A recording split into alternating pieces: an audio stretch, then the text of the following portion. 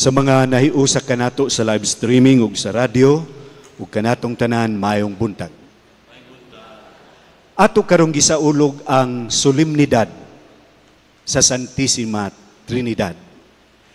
Niyang atong pagtuo, niyang atong kredo nga nagasulti kanato, nagatug-an kanato niya ng usa ka Ginoo apan tulo ka personas, Amahan, Anak, ug Espiritu Santo. Diha sa katisismo nato, nagatug-an kini, nga kining maong kamatuoran, that it is the mystery of God Himself. It is a mystery of God Himself. Nga ni anang usa ka Dios, adunay tulo ka personas, Amahan, Anak, ug Espiritu Santo, ug sila equal. Equal. So dili kay ang anak ubos, dili kay ang Espiritu ubos, pero tungod kay sila managsama. Mao nga diha sa mga pagtuon niini giingon, usa kini sa mga malisod nga sabton nga pagtulon-an nato sa atong simbahan. Mao nga usa ka istorya niini nga atong nadunggan, mao kanang kasinatian ni San Agustin. Nga siya na malandong sa baybay, no? Lakaw balik, no? Balik ngadto, ug usa ka bata iyang nakitaan. Ang bata iyang nakitaan, nagdagandagan usab, no? Gikan sa baybayon, ngadto na, no? Sa dagat. Ug iyang nakitaan ang bata nga gamit, no, ang tipaka sa kinhason. Ang bata, no, iyang gihinay-hinay puno ang iyang gikutkot nga buho sa tubig sa maong dagat. Ug nangutanas San Agustin, unsa imong gihimo? Ug ingon ang bata, gusto na kong ibalhin ang maong tubig sa dagat sa buho sa akong gikutkot.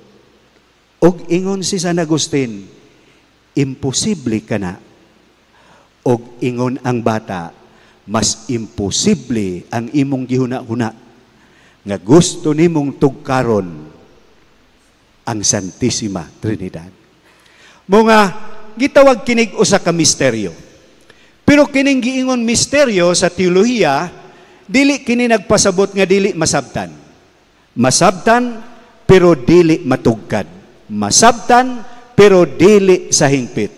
Mo nang gidescribe siya sa pag-ingon, it is an inexhaustible, intelligible reality.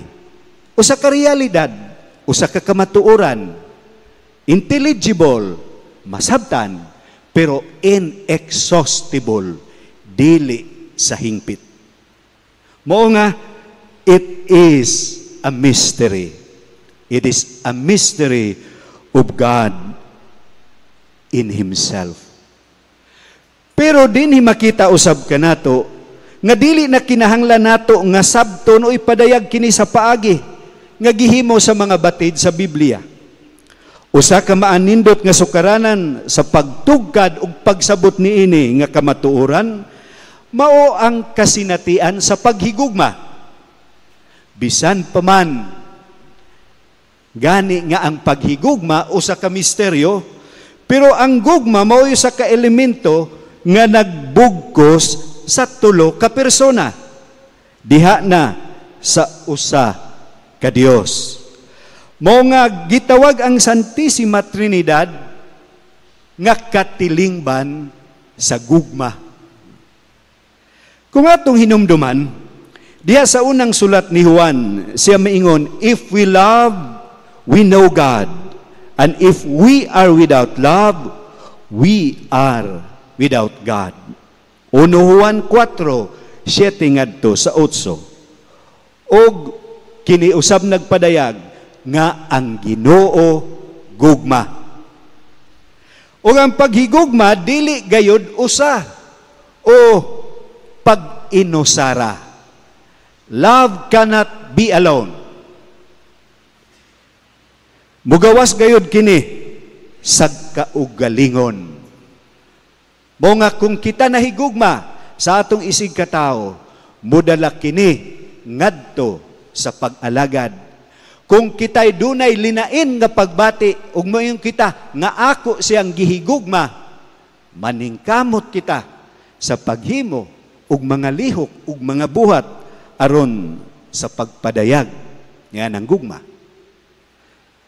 So, God is love since God's love is the Son. And the love between the Father and the Son is the Holy Spirit. Busa sa pagpamalandong sa pagsabot sa Santissima Trinidad, dili kini addition, 1 plus 1 plus 1 plus 1, nga mahimong 3. Siguro, usahay mo yun this could be multiplication. 1 times 1 times 1 times 1 equals 1. Pero, dili kini addition, dili kini multiplication. Kung muhisgot kita Santissima Trinidad, it is a relation. Usa ka relasyon. Usa ka gugma.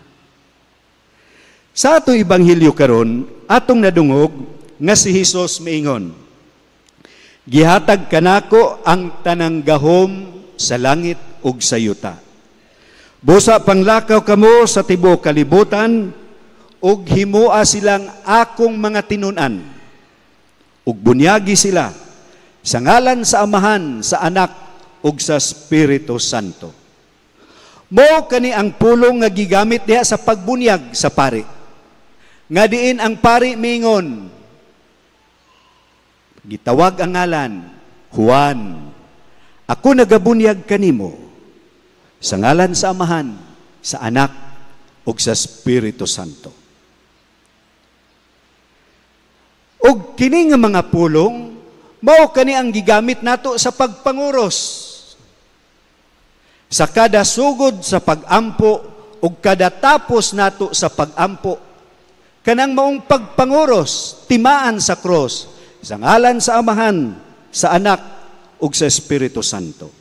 Ug akong balikon ang pulong ni Papa Francisco niini nga nagaingon diha sa atong pagpanguros nga ang tanan natong kinabuhi, tanan natong mga pulong, tanan natong gihuna-huna ug mga lihok, kini ubos sa timaan sa cross nga nagpasabot timaan sa gugma ni Kristo hangtod sa katapusan. So making the sign of the cross when we wake up, before we eat, in the face of danger, or before going to sleep at night, means telling ourselves and others whom we belong and who we want to be. Mga dili nato ikaulaw kanang pagpanguros. Kay karon atong nabantayan nga usahay maulaw kita sa pagpanguros. Nga ato untang naandan nga manguros kita diha sa pagsakay nato sa tricycle o sakyanan, no? Maulaw kita manguros. Ngano? Kay kung pangutanon kita, di po ta makatubag, nganong nanguros man ka? Kay ang maong timaan niya ng cross, ang kadaugan sa cross, ug kini nagpadayag kung kinsa kita ug asa kita padulong. Mga si San Juan Vianney ug si San Antonio sa Padua nagatug-an kanato nga diha sa atong pagpanguros, nagpahinumdum kini kanato, tinun-an ako ni Kristo, iya ako ni Kristo, ug gusto ko nga mahiusa ni Hesukristo.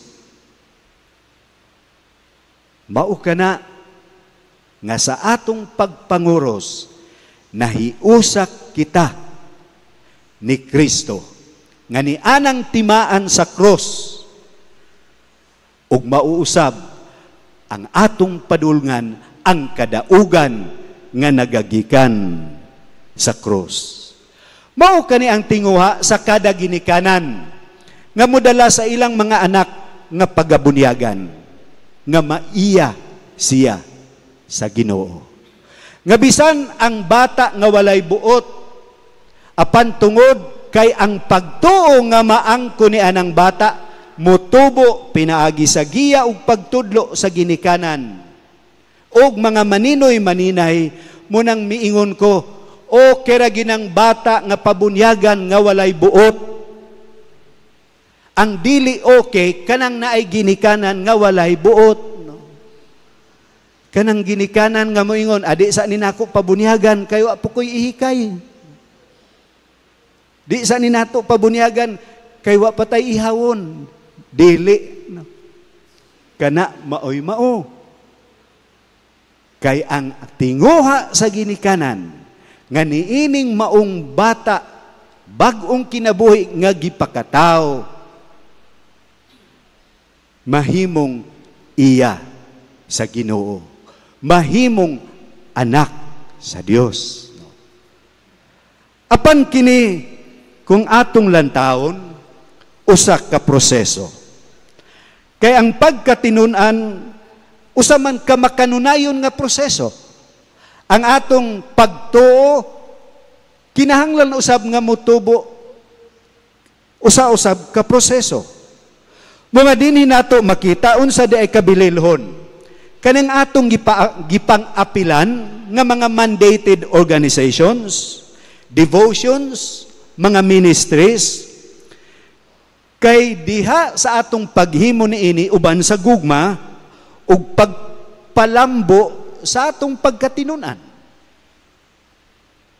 Pinaagi sa mga katisismo, mga lectures na atong mga naapilan. O bisan pa man sa mga talks, mga conventions.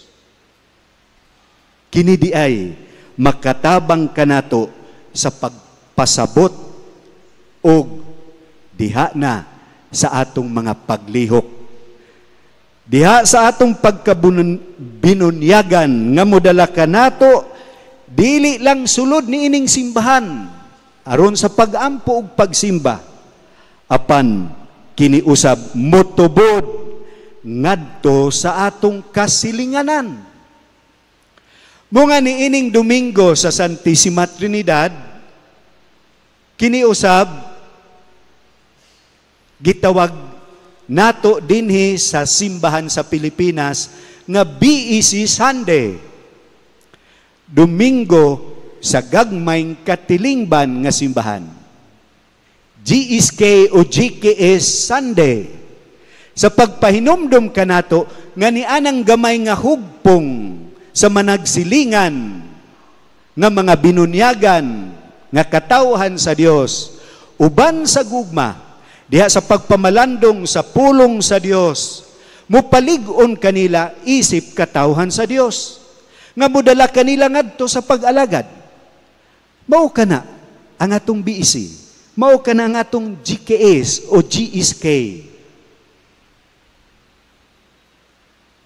Nga atong gipuy-an ang atong pagtuo nga dinasig sa maong gugma nga bisan pa man ni anang atong silingan nga lisod nato